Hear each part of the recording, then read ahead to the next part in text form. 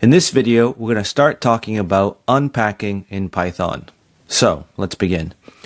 In lines 1 through 3, we're going to talk about two variables and just print them. Nothing fancy going on here. The problem is going to be shown here, lines 5 through 7. What are we going to do? Well, we're going to take the value of A and the value of B, and we want to swap them.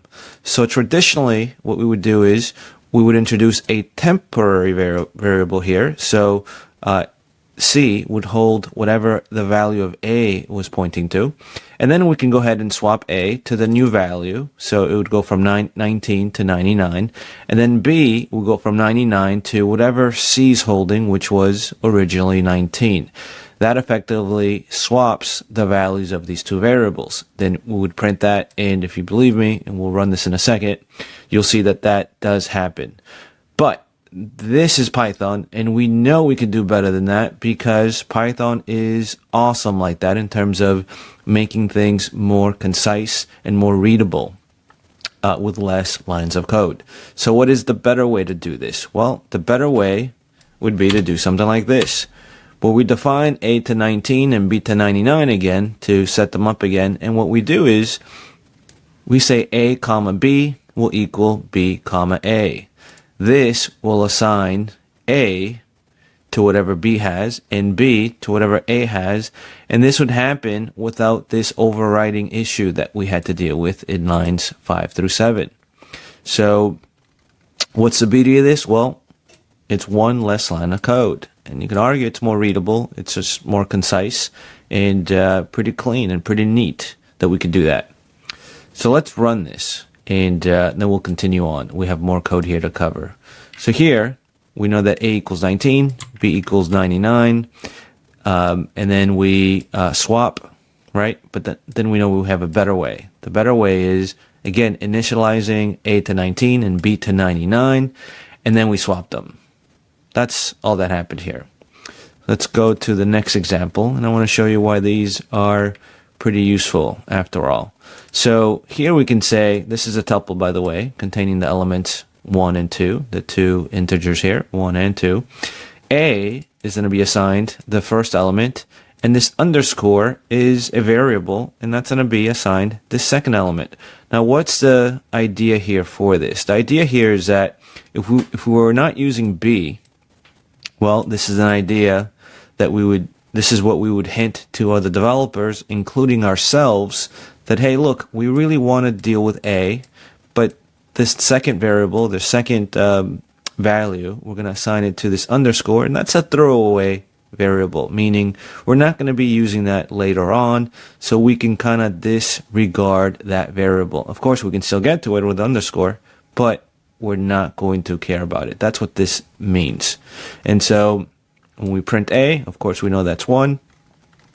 This is another example here just to show that what happens if you have a bigger tuple, right, from the elements of 1 through 5.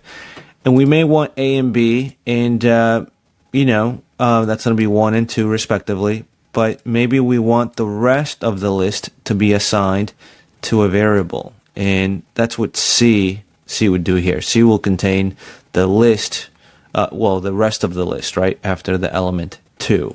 If we printed A, we would get 1. If we printed B, we would get 2. If we printed C, we would have a list containing 3, 4, and 5. This is a good idea. Why? Because, again, it's more concise, and sometimes we may not know how long the tuple or the collection, rather, is, and we want to account for that, making our code more flexible and more, more maintainable for those reasons.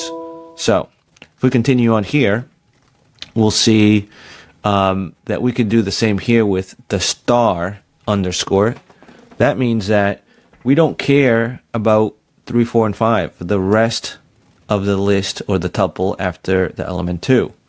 And so we would be dealing with A and B, and this is just to tell developers, including ourselves, hey, look, we don't care about the rest of the tuple.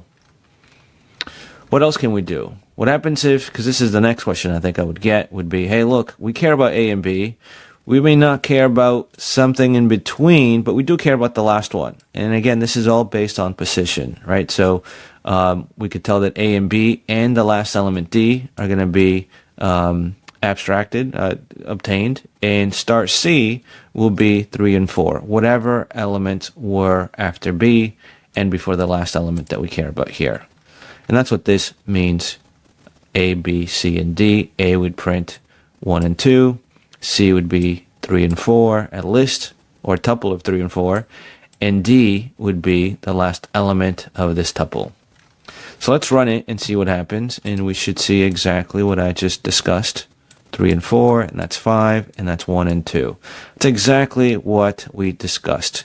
Again, just a very neat feature in Python. It's called Unpacking, and we can access elements of collections really concise and efficiently and more readable and more maintainable.